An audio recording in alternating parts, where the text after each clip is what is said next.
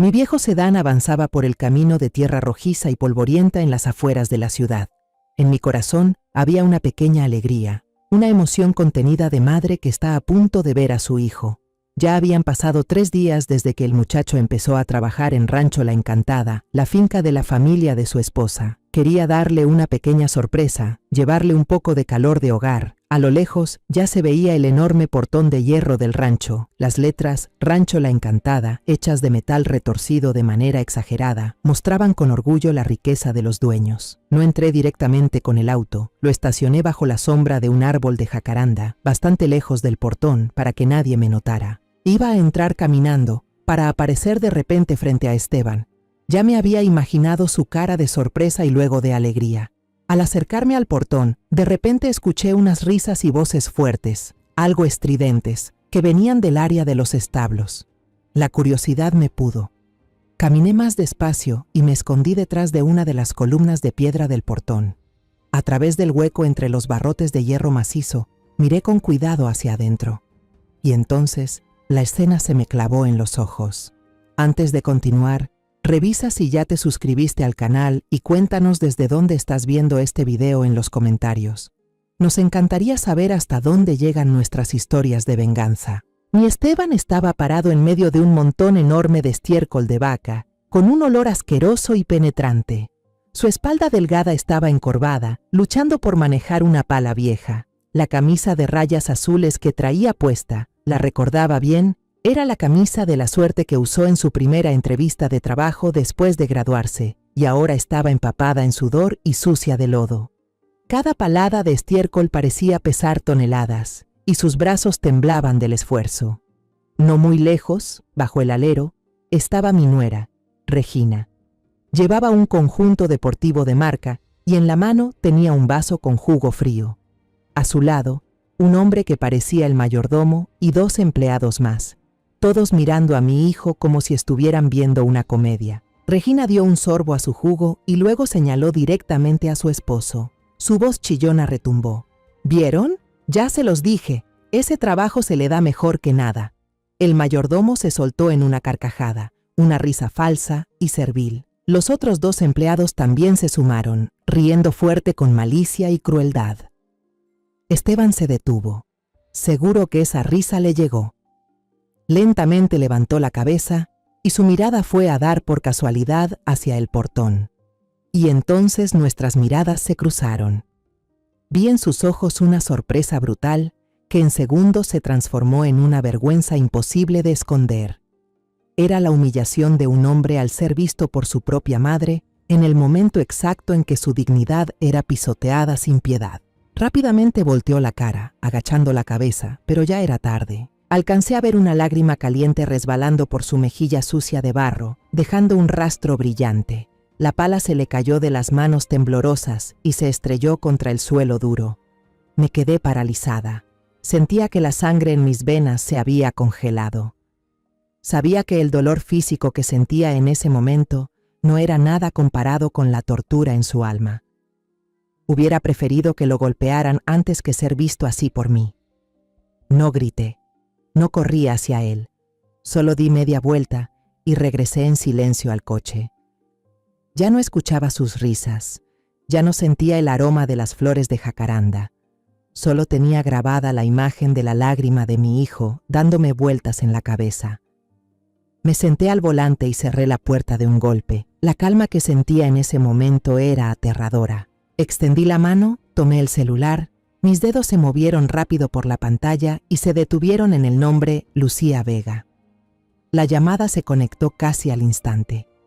Presidenta, la escucho. La voz de Lucía del otro lado seguía siendo tan profesional como siempre. Mi voz era plana, sin emoción. Lucía, soy yo. Revisa de nuevo el expediente de colaboración con el Rancho La Encantada. Déjalo como está, sin aprobar. Yo me encargaré del resto. Colgué antes de que Lucía pudiera contestar y lancé el celular al asiento del copiloto.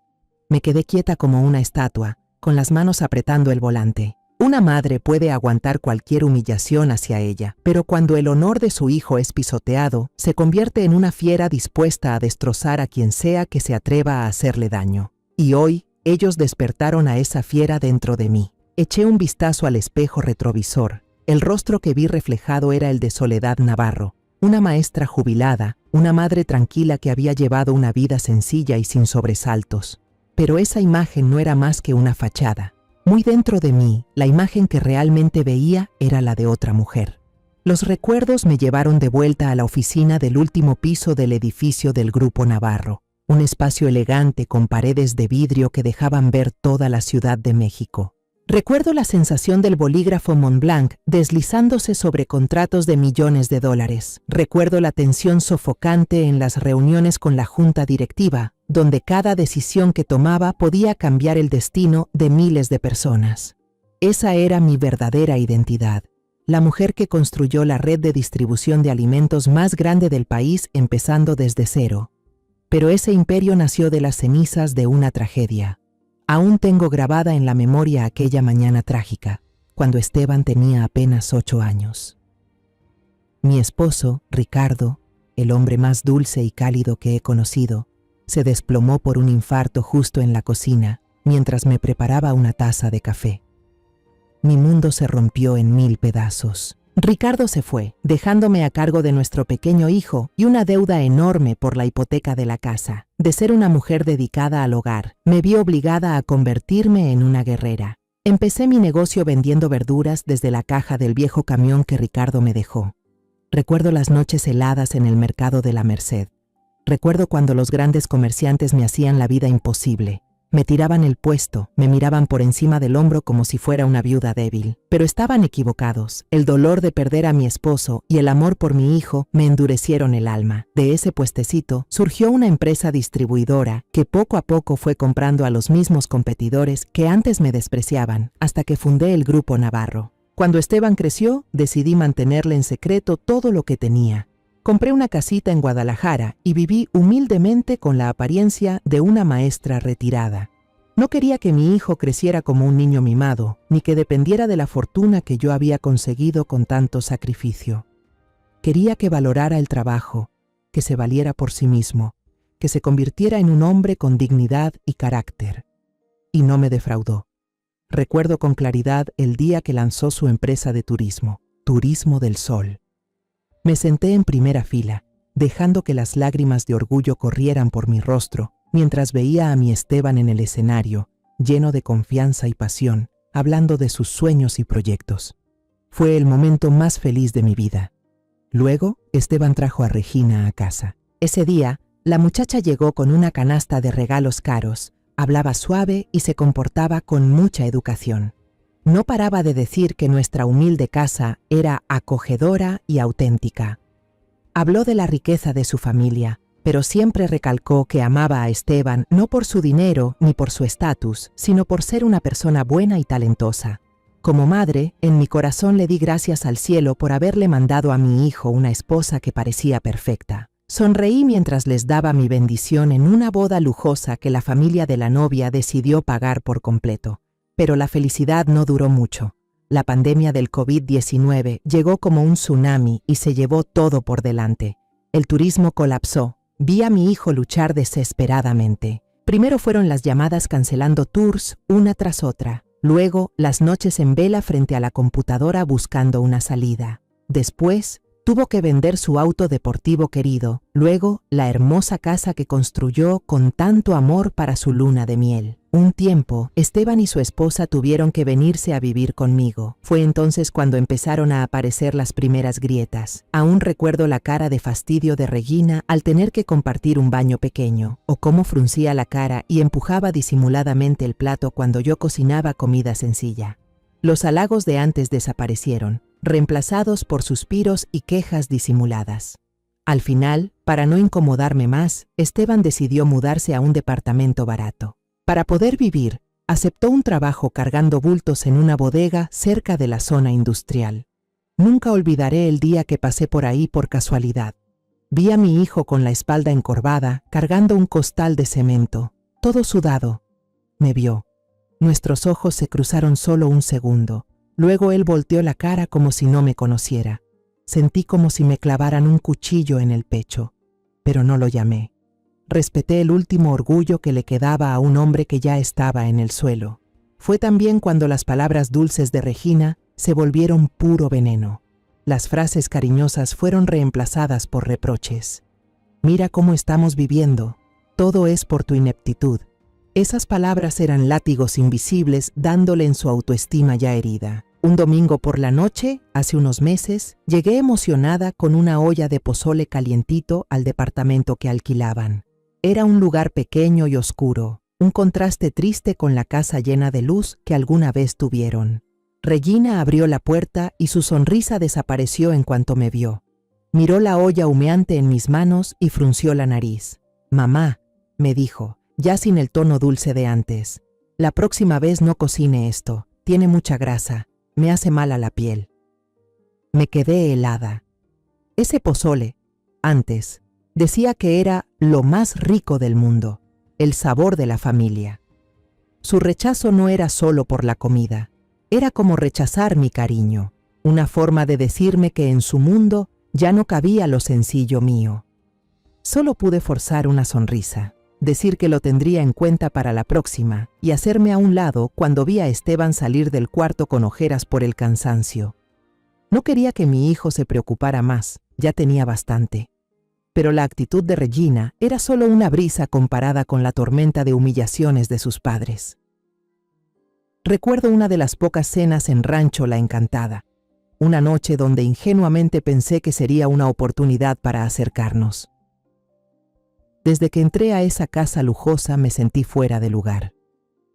Doña Mireya, la mamá de Regina, me recibió con una sonrisa fría y forzada. Me dio una cajita de regalo. Dentro había una chalina de una lana barata y rasposa. «Esto le va perfecto, Soledad», me dijo, mientras jugaba con su collar de perlas brillantes. «Es sencilla y económica. Al fin y al cabo, no todos nacen para triunfar». Se me hizo un nudo en la garganta. La humillación fue tan directa que no pude fingir que no la escuché. Mientras tanto, don Eduardo, el papá de Regina, fue aún más cruel, pero de otra manera. Ignoró por completo la existencia de Esteban durante toda la cena. Solo hablaba sin parar sobre negocios de tierras, sobre el precio del aguacate para exportación, sobre sus contactos políticos. Esteban intentó meterse en la conversación. «Papá», dijo con respeto, «leí en el periódico que parece que el mercado de productos orgánicos tiene mucho potencial». Ni siquiera alcanzó a terminar la frase, cuando don Eduardo lo interrumpió fríamente, sin siquiera mirarlo. «Este tipo de cosas no son para ti. En esta casa, quien no genera dinero, no tiene voz». La mesa entera quedó en silencio. Vi a Esteban bajar la cabeza hacia su plato, que seguía casi intacto. Debajo de la mesa, vi cómo apretaba el puño con fuerza. Yo quise levantarme y tirar esa cena hipócrita por los aires. Pero entonces vi los hombros caídos de mi hijo. Temí que si hacía algo solo lograría que él se sintiera aún más humillado. Aguanté todo a duras penas, engañándome a mí misma con que ellos solo estaban molestos porque su hija tenía que pasar dificultades, que cuando Esteban lograra volver a encaminar su carrera, todo cambiaría. Y entonces, hace una semana, Esteban volvió a visitarme con la cara desencajada. Se sentó en silencio en el viejo sofá y me contó que lo habían despedido de la obra porque el proyecto se había terminado antes de lo previsto. «Pensaba no decirte nada», dijo con voz ronca, pero Regina lo descubrió al verme en casa a media mañana. Esa noche, Regina de repente propuso que todos cenáramos en mi casa. Dijo que quería cambiar un poco de ambiente. Y durante la cena, de pronto se mostró increíblemente cariñosa. Abrazó a Esteban por detrás, acariciándole suavemente la espalda. «Amor», le susurró con una voz dulce como la miel. «Hablé con mi papá. La granja necesita a alguien que dirija el equipo que cuida los cultivos. No es un trabajo complicado. Tú eres fuerte, honesto, bueno con las manos. Mis papás necesitan a alguien confiable como tú. Es una buena oportunidad para volver a empezar». Esteban alzó la mirada, con un destello de esperanza muy leve en los ojos. Yo también solté un suspiro de alivio, pensando que, al fin, la conciencia de la familia Salgado había despertado, que era su forma de tenderle la mano a su yerno en momentos difíciles. Incluso llamé a Regina en privado para agradecerle con mucha emoción. Todavía resuena en mis oídos su voz al teléfono, dulce y llena de promesas. No se preocupe, mamá, yo no voy a dejar que Esteban sufra. Ahora, al ver con claridad la imagen de mi hijo encorvado entre montones de estiércol y sus lágrimas de vergüenza, lo entendí todo. Eso no era un salvavidas. Era una trampa disfrazada de bondad, una obra montada solo para alimentar el placer enfermo de esa familia, pisotear, humillar y destruir hasta el último pedazo de dignidad de un hombre que ya lo había perdido todo. Colgué el teléfono, salí del coche y cerré la puerta de golpe. No di rodeos, no me escondí. Caminé directo hacia el portón de hierro, lo empujé con fuerza y entré. Mi mirada se clavó en el grupo de personas sentadas en la terraza. Me vieron. Las risas se apagaron por un segundo, reemplazadas por sonrisas burlonas. No miré a nadie en particular, sino que atravesé sus miradas, fijándome solo en Regina. Don Eduardo fue el primero en hablar. Se levantó, cruzó los brazos y me miró de arriba abajo con desprecio. «Vaya, miren quién llegó, miren. ¿La maestrita viene a pedirnos trabajo para su hijo? ¿O a ver si le damos un poco de abono para sus lechugas?» Regina se rió con coquetería, escondiéndose detrás de su padre como una niña mimada. «Ay, papá, no seas malo con la mamá de Esteban. Solo vino a ver qué tan bien recoge mierda su hijo. Hay que admitirlo, tiene talento para eso». Doña Mireya, moviendo su abanico, agregó con una voz empalagosa pero claramente sarcástica: «De tal palo, tal astilla. Hay quienes nacen para convivir con la suciedad. No importa cuánto lo intenten, nunca van a salir de ahí». Seguí en silencio, escuchándolos hasta el final. La rabia dentro de mí era como un volcán a punto de estallar, pero mi rostro seguía tan frío como el hielo. Quería grabar cada palabra, cada gesto de ellos en lo más profundo de mi mente. Mi silencio parecía incomodarlos. Al no obtener la reacción que esperaban, don Eduardo perdió la paciencia. Torció la boca y dijo: «Qué lástima que Ricardo no esté aquí para ver esto, aunque tal vez sea una suerte. Debería sentirse afortunado de haberse muerto antes. Así no tiene que pasar la vergüenza de ver en lo que se convirtió su hijo». La sangre me hervía. Podía aguantar que me insultaran, pero a mi esposo fallecido, a él no lo tocaba nadie. Ricardo era mi respeto, mi recuerdo más sagrado. Apreté los puños, lista para avanzar, pero antes de que pudiera dar un paso, se oyó un crash estridente. Era el vaso de vidrio de doña Mireya, que estaba sobre la mesita al lado de ella, hecho añicos en el suelo de baldosas. Todos, incluso yo, nos quedamos helados y volteamos hacia el sonido. Esteban estaba ahí, parado detrás de ellos. No sabíamos desde cuándo. Ya no estaba entre el estiércol de vaca. Todavía tenía en la mano un palo de madera pequeño que usaba para arrear el ganado, con el que había tirado el vaso. Avanzó, paso firme, sin rastro del muchacho sumiso y encorvado de antes. Se paró justo frente a mí, como un escudo. Su cara seguía manchada de barro, pero los ojos le ardían. Su voz sonó grave y firme, cada palabra clara, sin una gota de duda. «Pueden decir lo que quieran de mí, insultarme como les dé la gana, yo lo aguanto». Miró directo a don Eduardo. «Pero a mis padres no los menciona nadie en ese tono». Luego miró a Regina. Sus ojos ya no tenían amor ni dolor, solo una decepción inmensa.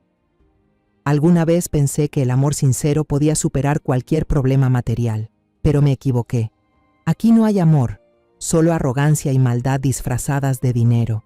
No puedo seguir viviendo con una familia así, con una esposa que se divierte humillando a su marido. Finalmente, tiró el palo al suelo y declaró con voz firme: «En unos días te va a llegar la solicitud de divorcio».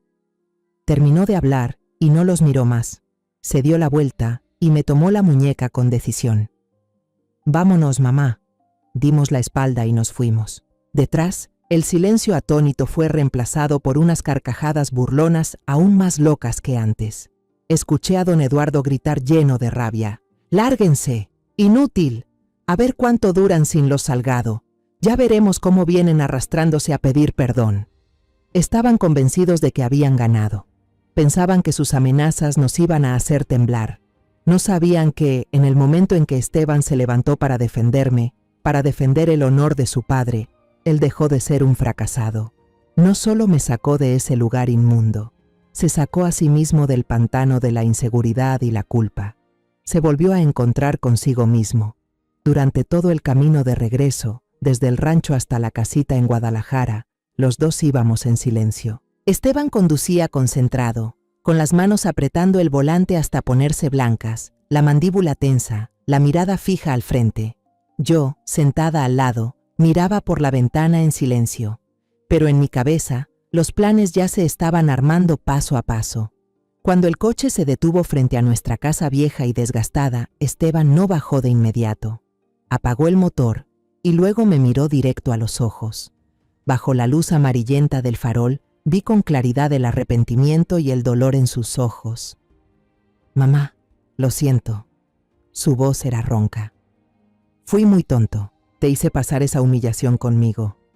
Levanté mi mano y le limpié con suavidad un rastro de barro seco que aún quedaba en su mejilla.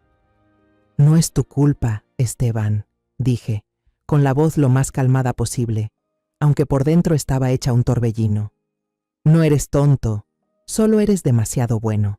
Ahora ve a darte una ducha y límpiate bien. Yo voy a calentar la comida». Mientras Esteban se bañaba, puse la cena sobre la mesa. Hice chilaquiles rojos, un platillo sencillo pero lleno del sabor de nuestra tierra. El aroma del chile y el jitomate se esparció por toda la cocinita, un olor familiar, cálido, a hogar. Ese olor que mi hijo había perdido hacía mucho tiempo. Cuando Esteban salió, ya traía ropa limpia. Su cara, aunque todavía mostraba cansancio, ya no tenía ese gesto de derrota y vergüenza. Nos sentamos a comer en silencio. Pero esta vez, el silencio fue reconfortante, como una pausa necesaria para que los dos pudiéramos ordenar el caos por dentro. Al terminar de comer, pensé que Esteban se iría a descansar a su cuarto, pero no lo hizo. Fue directo al viejo armario de madera en la sala, donde guardábamos los papeles importantes. Sacó un paquete de hojas blancas y un bolígrafo, luego volvió a la mesa. Bajo la luz amarilla de la cocina, empezó a escribir, línea por línea, palabra por palabra, con decisión, sin dudar, sin dolor, sin apego, solo con alivio. Era la solicitud de divorcio. Yo lo observaba desde lejos, en silencio. La rectitud de su espalda en ese momento ya no tenía nada de alguien derrotado por la vida. Era la postura de un hombre que había decidido recuperar su destino. No solo estaba escribiendo un divorcio, estaba comenzando el primer capítulo de una nueva vida. Y yo sabía que era momento de actuar para ayudarle a escribir los siguientes capítulos. Me metí en silencio a mi pequeño despacho, esa habitación que Esteban siempre creyó que solo guardaba libros viejos de una maestra retirada. Nunca entró ahí por respeto a mi privacidad.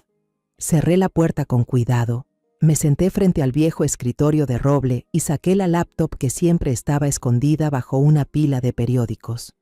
La pantalla se iluminó y el rostro profesional de Lucía, mi asistente más cercana, apareció.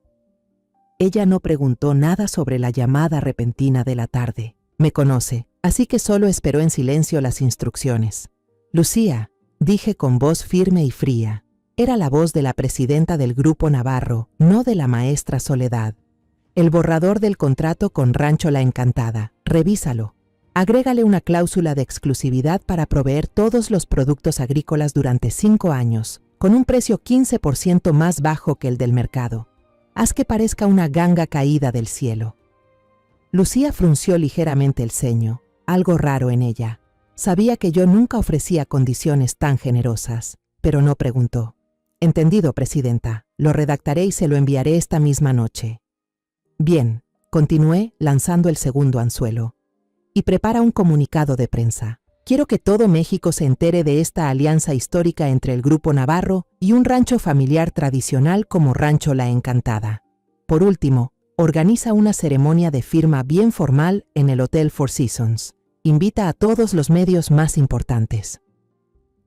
«Entendido», respondió Lucía, y en sus ojos vi un destello. Ya empezaba a comprender. Terminamos la llamada. Me quedé sentada en la oscuridad, mirando por la ventana, donde la luz fría de la luna caía sobre la calle desierta. Les estaba dando lo que más deseaban, dinero y fama. Mientras más alto vuelen, más dura será la caída. Solo unos minutos después, como lo esperaba, el teléfono de Esteban en la sala empezó a sonar. Escuché cuando contestó. La voz aguda y triunfante de Regina resonó, sin ningún intento de disimulo, lo suficientemente fuerte como para que yo la escuchara con claridad. «Esteban, sigues vivo, ¿no? Solo llamé para darte una buena noticia, aunque no te la merezcas. Gracias a que nos deshicimos de una carga como tú, la suerte llegó a mi familia. Grupo Navarro acaba de enviar una propuesta para asociarse con nosotros, un contrato exclusivo por 5 años. El contrato del siglo. ¿Ves? Sin ti, mi vida es mucho más brillante». Escuché la respuesta de Esteban, fría y corta, sin una pizca de emoción. «Felicidades». Luego se oyó el seco sonido de la llamada terminando. Una sonrisa helada se dibujó en mis labios. Si Regina y su familia estaban hundidos en su sensación de victoria, entonces que la disfruten, que se eleven en esa dulce ilusión, porque yo sabía muy bien que esa sensación no iba a durar mucho. Los insultos de Regina no afectaron en nada la determinación de Esteban. Al contrario, parecía que solo reforzaban aún más la decisión de mi hijo. A la mañana siguiente, se levantó muy temprano, antes de que amaneciera. Se duchó, se afeitó bien y eligió la ropa más presentable de su armario limitado, una camisa blanca y un pantalón oscuro que solía usar en reuniones importantes. Parecía el joven empresario de turismo del Sol de antes, solo que ahora sus ojos ya no tenían ese brillo soñador, sino una firmeza clara y un toque de frialdad.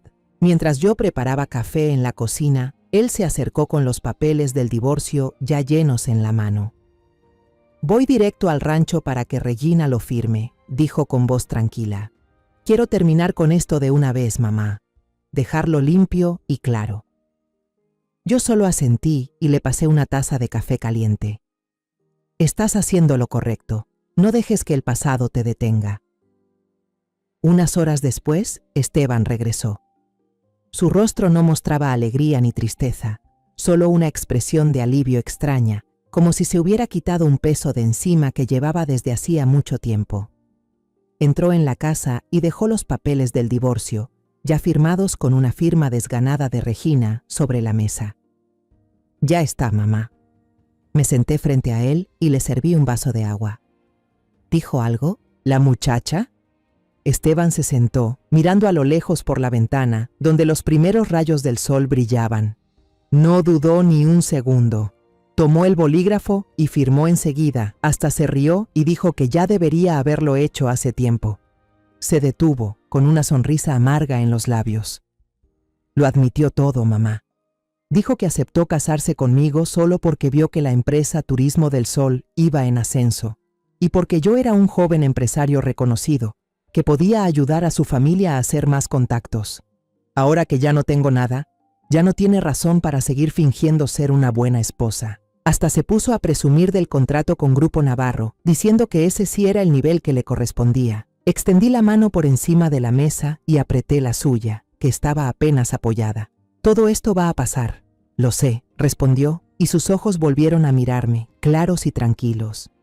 Escuchar esas palabras de su propia boca no me dolió, solo me hizo sentir más libre. Ahora voy al juzgado a entregar los papeles. Cuando la puerta se cerró detrás de Esteban, me quedé sola en la casa silenciosa.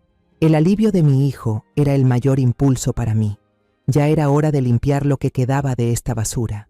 Fui al despacho, abrí la laptop y entré al sistema interno de Grupo Navarro. Le pedí a Lucía que me enviara todos los archivos de evaluación sobre el rancho La Encantada desde el principio, incluyendo borradores y notas del equipo de inspección. Al hojear cada página del informe digital, los recuerdos me invadieron. Recordé por qué había postergado la firma de ese contrato desde el principio, mucho antes de que ocurriera la tragedia de mi hijo. Los informes del equipo de inspección, aunque siempre daban como resultado final aprobado, todo parecía perfecto, de una forma sospechosa. Las muestras de tierra, de agua, de cultivos, todo estaba limpio de una forma antinatural. No había ningún margen de error, como si las muestras hubieran sido preparadas en un laboratorio en vez de recolectadas al azar de una granja en funcionamiento. La intuición que una persona con décadas en los negocios desarrolla me decía que algo no cuadraba, que había una mentira cuidadosamente encubierta. Esa noche, cuando Esteban regresó, después de cenar, fingí hacer una pregunta casual. «Oye, hijo, estos días que trabajaste ahí, ¿cómo te fue? La granja de ellos parece bien organizada, ¿no?» Esteban, sin sospechar nada, empezó a contar. No habló de humillaciones, sino de lo que había observado con ojos de alguien que había sido gerente. «Muy raro, mamá. Por fuera se ven muy elegantes, pero por dentro son descuidados. Vi a los trabajadores usar las mismas herramientas para el área de los animales y la zona de procesamiento de alimentos, sin limpiarlas. Solo las enjuagan con agua. Una vez vi que rociaban una sustancia de color amarillo opaco sobre las lechugas, y al día siguiente ya estaban cosechándolas para empacarlas». Se detuvo, frunciendo el ceño. «Todavía no entiendo por qué una empresa tan grande y reconocida como Grupo Navarro querría asociarse con un lugar así. Seguro que ellos tienen procesos de control muy estrictos. A lo mejor no saben lo que pasa en el nivel de los obreros». Yo lo escuchaba en silencio, pero por dentro todo se volvió claro como el agua. Las palabras de Esteban eran la pieza final, la confirmación contundente de las dudas vagas que yo tenía. Los Salgado no solo eran unos arrogantes pretenciosos, también eran unos desalmados, capaces de poner las ganancias por encima de la salud y la seguridad de los demás. Ese contrato jugoso que lancé fue el pedazo de queso para sacar a la rata codiciosa de su escondite. Me levanté y le di una palmada en el hombro a mi hijo. «Anda, ve a descansar. Yo también estoy algo cansada». Esteban pensó que me iba a dormir, pero en realidad fui directo a mi despacho y cerré la puerta con llave. Abrí otra libreta de contactos en mi teléfono, una que estaba encriptada, con nombres que jamás aparecerían en juntas de accionistas. Era la agenda de la gente que trabaja conmigo desde las sombras. Llamé al jefe de una agencia de detectives privados en quien más confío, un hombre llamado Miguel. «Miguel», dije apenas contestó, con una voz fría y firme. «Necesito que hagas un trabajo. Pon a tus mejores hombres a vigilar todas las actividades del rancho La Encantada, día y noche, sin descanso. Quiero saber absolutamente todo: los procesos de producción, el origen de los químicos, la contabilidad, los canales de distribución más pequeños. Que no se te escape ni un solo detalle. Y especialmente, averigua si ha habido personas que hayan tenido problemas de salud después de consumir sus productos». «Entendido, señora Navarro». La voz de Miguel al otro lado era grave y eficiente. «Le tendremos un informe lo más pronto posible». En los días siguientes, nuestra casita pareció volver a su ritmo tranquilo de siempre. Después de presentar la solicitud de divorcio, Esteban parecía haberse quitado un peso de encima. Ya no había noches de insomnio, ni suspiros tristes. En su lugar, volvía a ver al hijo que tuve hace años, cuando todavía era un estudiante lleno de entusiasmo. Cada mañana se levantaba muy temprano, salía a correr por el barrio y volvía con un pan calientito para el desayuno de los dos. Después, pasaba todo el día en la biblioteca de la ciudad, metido en libros sobre administración de empresas y análisis del mercado turístico en el contexto post-pandemia. Por la noche, cuando nos sentábamos a cenar, sus ojos se iluminaban mientras me contaba sus nuevas ideas. «Mamá, creo que ya no voy a construir una empresa grande como antes», me decía, moviendo las manos para explicar. «Voy a enfocarme en tours que ofrezcan experiencias culturales locales. Los turistas no solo van a mirar paisajes, van a convivir con la gente del lugar, aprender a hacer cerámica, cocinar platillos tradicionales. Quiero crear valor real, mamá, no cosas vacías y brillantes». La chispa de pasión en sus ojos, esa que creí extinguida por la crueldad de los Salgado, estaba ardiendo de nuevo, más fuerte y cálida que antes. Mientras tanto, yo vivía en mi propio flujo subterráneo. Seguía siendo doña Soledad, una maestra jubilada que cada día se dedicaba a cocinar los platillos que le gustaban a Esteban, ver con él viejas comedias en la tele y escuchar sus planes con una sonrisa suave y palabras de aliento. No decía ni una palabra sobre mis propios planes, no mostraba señal alguna de la tormenta que estaba preparando. Mi mundo estaba dividido en dos. Una mitad era la cocina cálida, llena de amor por mi hijo. La otra mitad estaba en el celular que siempre llevaba en silencio en el bolsillo. Cada ciertas horas, el teléfono vibraba suavemente, avisando un nuevo correo de Miguel. Cada email era una pieza del rompecabezas, y al juntarlas, se iba formando una imagen repugnante de la familia Salgado. Los leía en mi pequeño estudio, con la puerta bien cerrada, concentrada con frialdad. Mientras esperaba las últimas piezas, los Salgado convertían las redes sociales en el escenario de su ridículo espectáculo. No perdían oportunidad de presumir sobre el contrato que estaban por firmar con Grupo Navarro, lo que ellos creían que era su boleto dorado para subir de nivel. Don Eduardo subía fotos dándose la mano con autoridades locales, acompañadas de una leyenda arrogante, preparándonos para un nuevo capítulo brillante junto a nuestro socio estratégico Grupo Navarro. Los fuertes siempre se encuentran. Doña Mireya era más sutil. Mostraba constantemente sus nuevas joyas de diamantes y relojes de marca, con la excusa de regalarse algo por el gran contrato. Pero la más ridícula y cruel era Regina. Como polilla que se lanza a la luz de la ostentación, publicaba fotos en resorts de 5 estrellas, en los restaurantes más lujosos. Lo peor fue una foto con una copa de champán brillante. De fondo, un atardecer espectacular en la playa. El texto que la acompañaba fue un verdadero cuchillo. Por fin me libré de la deuda más grande de mi vida para disfrutar la verdadera vida. Gracias, universo, por mandar oportunidades tan increíbles. Me quedé mirando la pantalla, con el corazón impasible. Mi enojo ya había superado cualquier emoción común. Se había cristalizado, convertido en un bloque de hielo frío y filoso. Y entonces llegó el día que tanto esperaba. Tarde en la noche, cuando Esteban ya dormía profundamente, mi celular vibró por última vez. Un correo de Miguel con un asunto de solo 3 palabras en mayúsculas. Reporte final. Cerré con llave la puerta del estudio, me puse los audífonos con cuidado. No quería que se escapara ni un sonido. Abrí cada archivo adjunto con una calma escalofriante. El primero era un video grabado a escondidas. La imagen era tan nítida que daba escalofríos.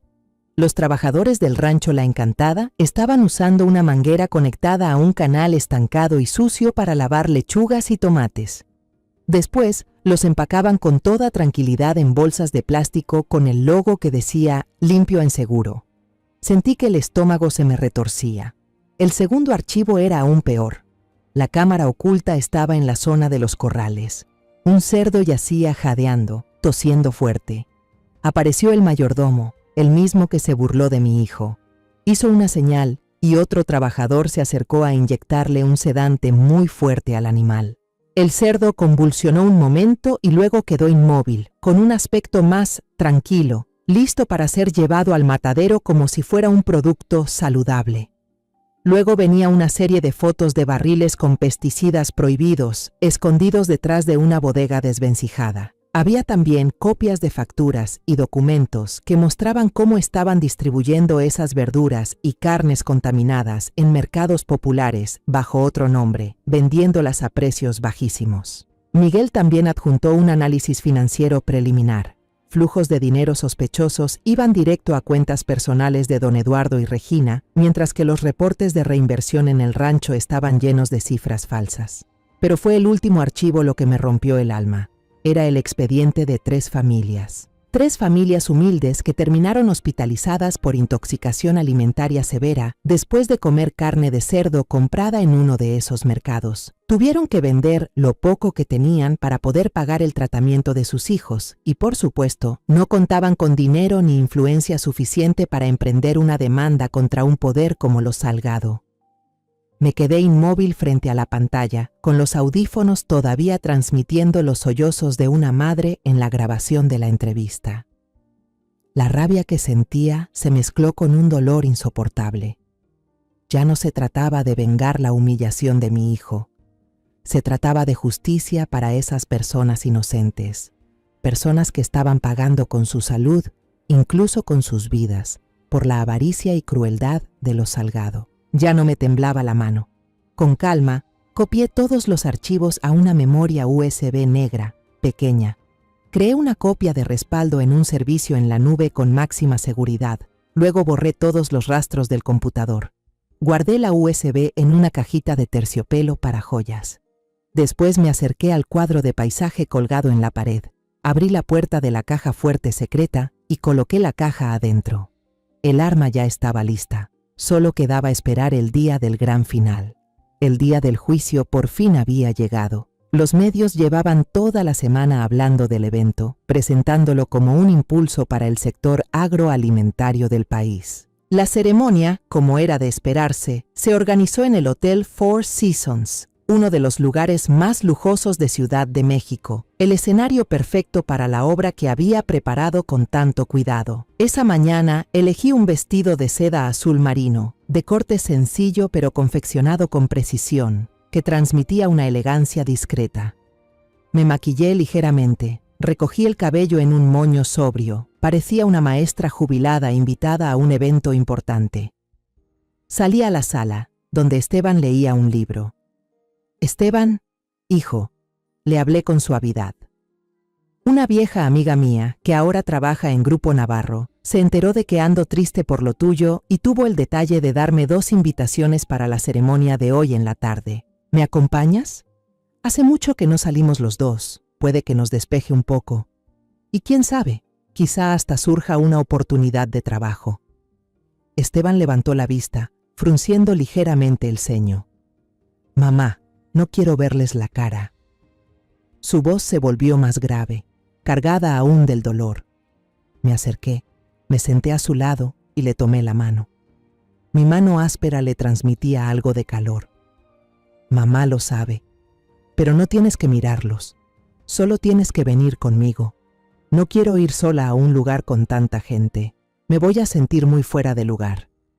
Deliberadamente fingí un poco de debilidad, un papel que ya conocía muy bien. Al ver mi expresión de súplica y algo de soledad, Esteban finalmente suspiró y asintió con desgano. «Está bien, si eso quiere mamá, la acompaño». Cuando llegamos al hotel, el vestíbulo principal ya estaba repleto de gente importante, vestidos deslumbrantes y los flashes de las cámaras parpadeando sin parar.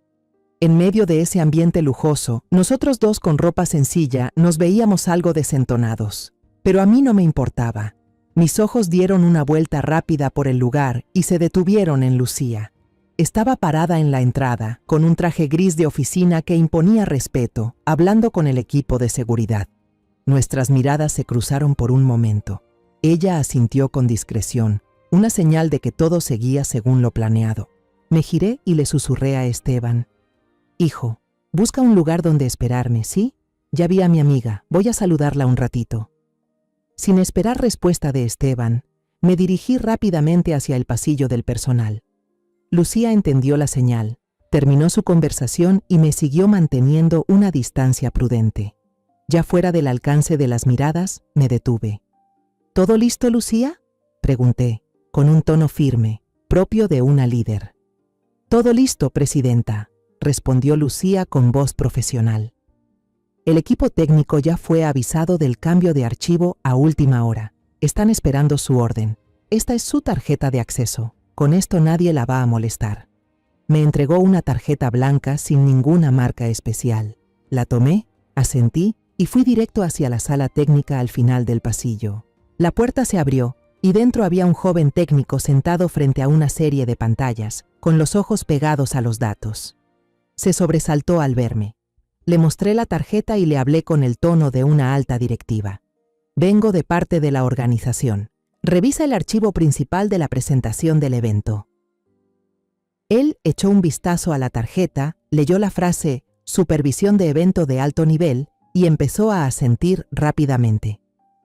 En la pantalla principal apareció la presentación de la familia Salgado, con el título «Rancho La Encantada, una visión de futuro», junto con imágenes de campos verdes retocados cuidadosamente. Saqué de mi cartera un USB negro y lo puse sobre la mesa. Este archivo parece una versión antigua, tiene errores en varias imágenes. Esta es la versión actualizada que la presidenta acaba de aprobar. El técnico no dudó ni un segundo, tomó mi USB. Me quedé observando mientras lo conectaba, copiaba el nuevo archivo y borraba el original de los Salgado. Mi corazón latía con una calma extraña. Cuando terminó, le agradecí y regresé al vestíbulo, mezclándome con la multitud como si nada hubiera pasado. Encontré a Esteban parado solo en un rincón, con un vaso de agua en la mano, mirando un poco perdido a la gente pasar. Justo en ese momento, la puerta principal se abrió y el centro de atención hizo su entrada. La familia Salgado apareció como si fueran estrellas de Hollywood sobre la alfombra roja. Don Eduardo, con un traje Armani hecho a la medida, sacaba pecho con orgullo. Doña Mireya deslumbraba en un vestido de gala con lentejuelas y un juego de joyas de diamantes brillantes. Y Regina parecía una princesa con su vestido rojo encendido de Chanel, altiva y hermosa de una manera cruel.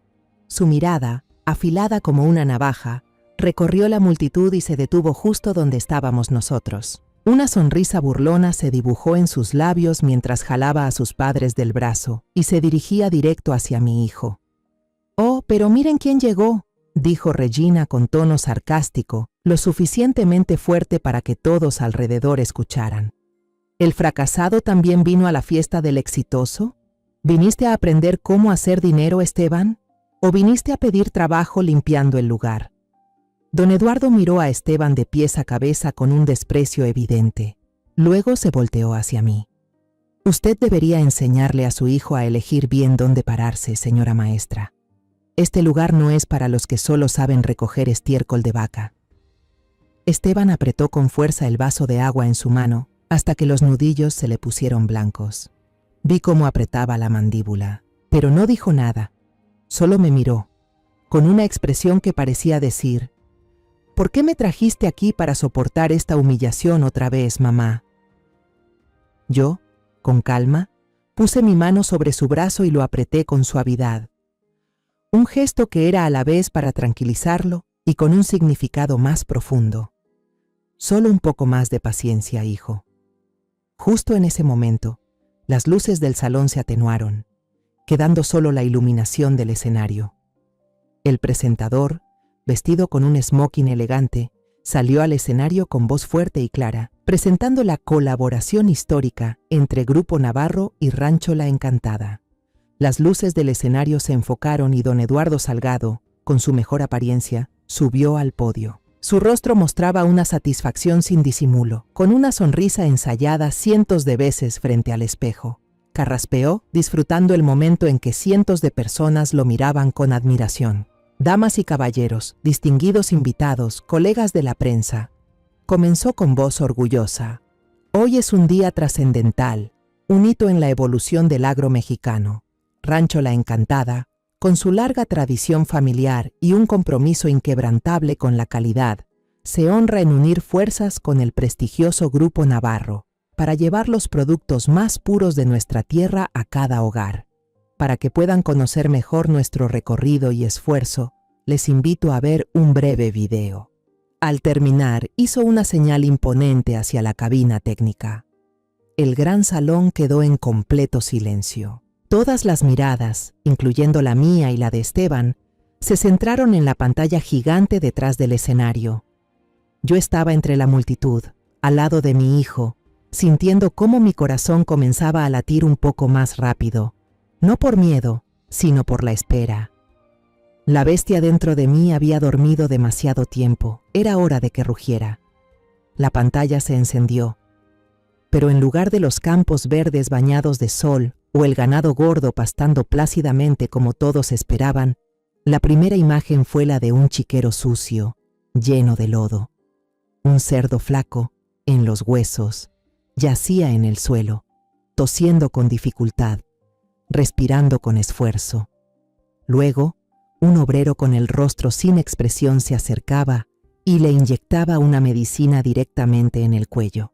Un murmullo empezó a recorrer el salón. Don Eduardo, de pie en el escenario, tenía la sonrisa congelada en su rostro. Parecía ridículo. Giró bruscamente hacia la cabina técnica. El color de su cara cambiaba del rojo al pálido. La pantalla cambió de escena abruptamente. Esta vez, un video oculto mostraba a unos trabajadores vaciando bolsas de polvo blanco de origen desconocido en un enorme tanque de leche, mezclándolo de forma descuidada antes de embotellar con la etiqueta «leche fresca 100% pura». La siguiente escena era aún más cruel. vegetales siendo rociados con una capa espesa de pesticidas opacos, y sin embargo, a la mañana siguiente ya estaban siendo cosechados y empacados. Las imágenes seguían una tras otra, claras como el agua, acompañadas de copias de facturas falsas, documentos de evasión de impuestos y libros de contabilidad duplicados. Los murmullos del público ahora se habían transformado en exclamaciones de asombro y luego de asco. Oí a alguien soltar un «Dios mío».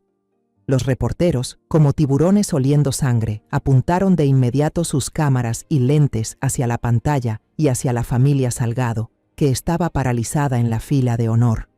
«¡Apáguenlo! ¡Apáguenlo ya!», don Eduardo gritaba, con la voz quebrada por el pánico y la furia. Abandonó su discurso y salió corriendo hacia bastidores, gritando por los técnicos. Pero yo ya le había hecho una seña a Lucía. Ella estaba cerca. Y con solo un leve movimiento de cabeza, el equipo de seguridad del hotel entendió y bloqueó todos los accesos al área trasera. La proyección continuó sin piedad. El último fragmento, y el más devastador, era una entrevista con una de las víctimas del envenenamiento. Una mujer de rostro duro, con los ojos hundidos por el cansancio y el dolor, contaba cómo su hijito había sido hospitalizado de urgencia en estado crítico. El doctor dijo que era por intoxicación alimentaria. Nosotros solo compramos carne en el mercado del barrio porque es más barata. Ahora ya tuvimos que vender todo. Sus sollozos llenaban el salón con un silencio sepulcral. Cuando terminó el video, la pantalla se volvió negra. El silencio era tan denso que parecía aplastar a todos. Don Eduardo, con la cara roja de vergüenza y rabia, regresó al escenario como una bestia herida. Le arrancó el micrófono de las manos al presentador, que seguía en shock. «Alguien saboteó esto. Es una calumnia desvergonzada, un montaje para destruirnos. Exijo ver al presidente de Grupo Navarro ahora mismo. ¿Quién se hace responsable de esta farsa?». Yo sabía que era el momento de salir. Solté el brazo de mi hijo y, en silencio, me separé de él, caminando despacio entre la multitud. Cada paso mío sobre la alfombra roja era firme y seguro. Las luces del escenario, que buscaban sin control, me encontraron. Una figura solitaria avanzando al frente, iluminada. Todas las miradas en el auditorio, cientos de ojos, se clavaron en mí. Subí cada escalón y caminé directo hacia don Eduardo, que me miraba sin poder creerlo. Tomé otro micrófono de la mesa del presentador. Lo miré directo a los ojos desorbitados, y luego giré lentamente para mirar a toda la sala. Respiré hondo y hablé, con voz firme, clara, que resonó por todo el lugar. Soy Soledad Navarro, fundadora y presidenta del Grupo Navarro. El rostro de la familia Salgado en ese momento era una obra de teatro en sí misma. Del asombro pasaron a la incredulidad y luego al terror absoluto. Regina tenía la boca abierta, su labial rojo se veía ahora grotesco. Doña Mireya se llevó la mano al pecho y se tambaleó como si fuera a desmayarse. Usted miente». Don Eduardo balbuceaba, señalándome con el dedo. «Usted es solo una maestra cualquiera, una mantenida». Justo entonces, Lucía, con quien la familia Salgado había estado trabajando durante semanas, subió al escenario. Se paró a mi lado, me miró y se inclinó respetuosamente. «Señora presidenta». Solo esa acción, ese título, fue la confirmación más contundente, que aplastó cualquier duda. Levanté el micrófono, y mi voz ya no era la de una madre, sino la de la líder de un imperio. Grupo Navarro jamás se asociará con quienes anteponen el dinero a la salud y la vida de la comunidad. Y la actitud arrogante, despectiva, pisoteando la dignidad de los demás que todos han presenciado desde el inicio del evento, es la razón más clara por la cual Rancho La Encantada jamás, y repito, jamás, merecerá nuestra firma. Abajo vi a Esteban mirándome. En sus ojos había una sorpresa imposible de creer, un desconcierto total y también un orgullo que empezaba a encenderse. Regina parecía despertar de una pesadilla, pero en vez de correr hacia sus padres, empujó a la gente, se arrancó el vestido que le estorbaba y corrió al escenario. No me miró a mí, sino que fue directo hacia donde Esteban estaba parado abajo y se arrodilló a sus pies, llorando desconsoladamente. «Esteban, por favor, perdóname». Todo fue culpa mía. Fueron mis papás los que me obligaron. Yo todavía te amo, de verdad. Pero mi hijo solo dio un paso hacia atrás, con la mirada helada, sin una pizca de emoción. El próximo mes nos veremos en el juzgado, Regina. Esa es mi última respuesta. Don Eduardo y doña Mireya intentaron subir a hacer escándalo, gritando insultos sin sentido, pero el equipo de seguridad del hotel, siguiendo la señal de Lucía, se acercó de inmediato. No necesitaron usar la fuerza, solo bastó con invitar a toda su familia a salir. Entre los gritos de la multitud, las críticas y los destellos de los flashes que parpadeaban como rayos por parte de la prensa. El terremoto llamado Escándalo Rancho La Encantada sacudió todo México. Solo unas horas después, el caso ya era la noticia más caliente, extendiéndose a una velocidad increíble. Los noticieros repetían una y otra vez el video que destapaba los crímenes, los rostros descompuestos de la familia Salgado y el momento en que yo salía desde la oscuridad. Los portales de noticias competían con titulares enormes. La caída del imperio Salgado en solo 15 minutos, o el impresionante giro de la presidenta misteriosa del Grupo Navarro, de maestra jubilada a reina de la industria alimentaria. A la mañana siguiente, cuando el sol aún no salía del todo, las autoridades ya habían intervenido. El rancho fue clausurado para la investigación. Todos los bienes de los Salgado, desde cuentas bancarias hasta propiedades lujosas, fueron congelados. Muchas empresas socias, temiendo quedar salpicadas, cancelaron los contratos de inmediato. El imperio que construyeron con mentiras, soberbia y crueldad, se vino abajo como un castillo de arena frente a una ola brava. El juicio de divorcio de Esteban se realizó una semana después, rápido y sin complicaciones. Con la firma de mutuo acuerdo ya presentada antes y el escándalo que envolvía a la familia de Regina, todo se resolvió limpio en una sola mañana. Esteban salió del juzgado sin mostrar ni alegría ni tristeza, solo con una expresión de alivio profundo en la cara. Estaba realmente libre. Esa noche, los dos estábamos en nuestra cocina de siempre, esa que había visto tantas subidas y bajadas. El olor a roble viejo y a especias flotaba en el aire. Esteban preparó con sus propias manos 2 tazas de té de manzanilla y puso una frente a mí. Se sentó enfrente, en silencio por un buen rato, mirándome con una mirada profunda, una mirada que se sentía extraña pero familiar al mismo tiempo. Finalmente habló, con voz baja y un poco temblorosa. ¿Por qué, mamá? ¿Por qué me ocultaste un secreto tan grande durante tantos años? Lo miré a los ojos, esos ojos que ahora eran de un hombre maduro, llenos de pensamientos. Sabía que había llegado el momento de contarle todo. Le conté sin ocultar nada, sobre el dolor inmenso tras la muerte repentina de su papá, sobre la montaña de deudas que tuvimos que enfrentar, sobre aquellas noches heladas en el mercado mayorista, cuando yo cargaba cajas sola, con las manos entumidas por el frío, sobre las veces que los grandes competidores intentaron aplastarme, dejándome al borde de la quiebra, y luego, sobre la decisión de guardar silencio ante todo, sobre el deseo profundo de que él creciera sin que el dinero lo deslumbrara, que aprendiera a levantarse con sus propios pies, con su talento y dignidad. ¿Sabes lo orgullosa que me sentí cuando vi que lanzaste Turismo del Sol? Le dije, con la voz entrecortada. No fue orgullo por el dinero que ganaste, sino por ver que te habías convertido en un hombre con agallas, que construyó todo desde cero, igual que lo hice yo en su momento. Esteban escuchó sin interrumpir. Solo me miraba y en sus ojos vi comprensión y también dolor. Cuando terminé de contarle todo, no dijo nada. Se levantó, caminó hacia mí y me abrazó fuerte. Un abrazo de un hombre adulto, firme y lleno de gratitud.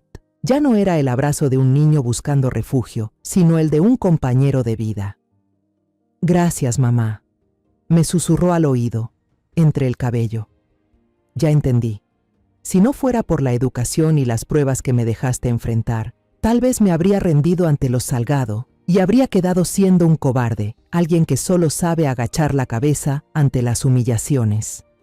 Años después, el nombre Turismo del Sol volvió a la vida, pero con una cara completamente nueva.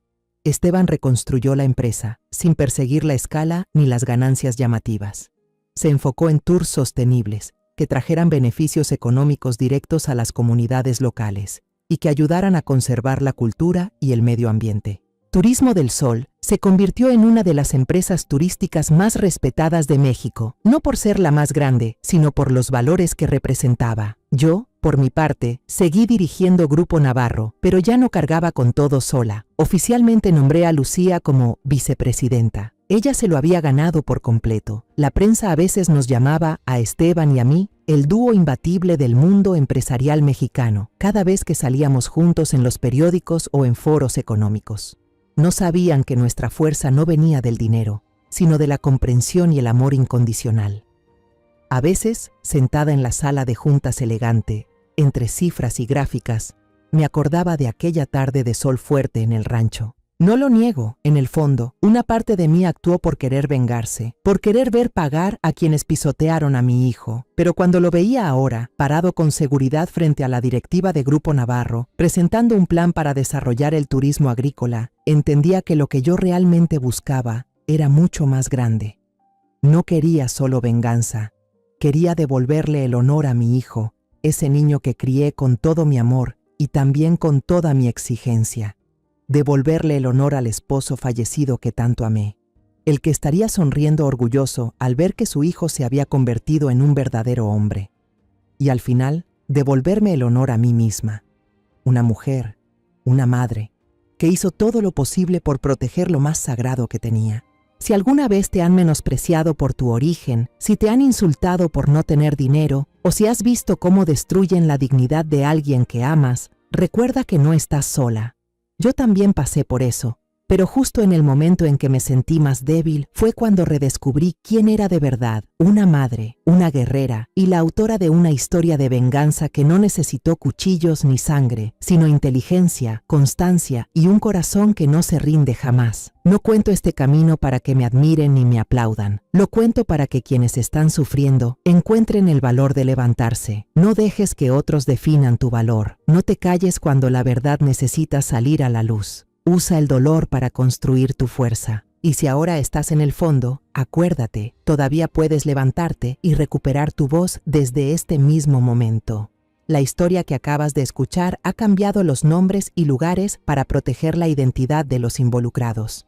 No la contamos para juzgar, sino con la esperanza de que alguien escuche y se detenga a pensar. ¿Cuántas madres están soportando en silencio dentro de su propia casa?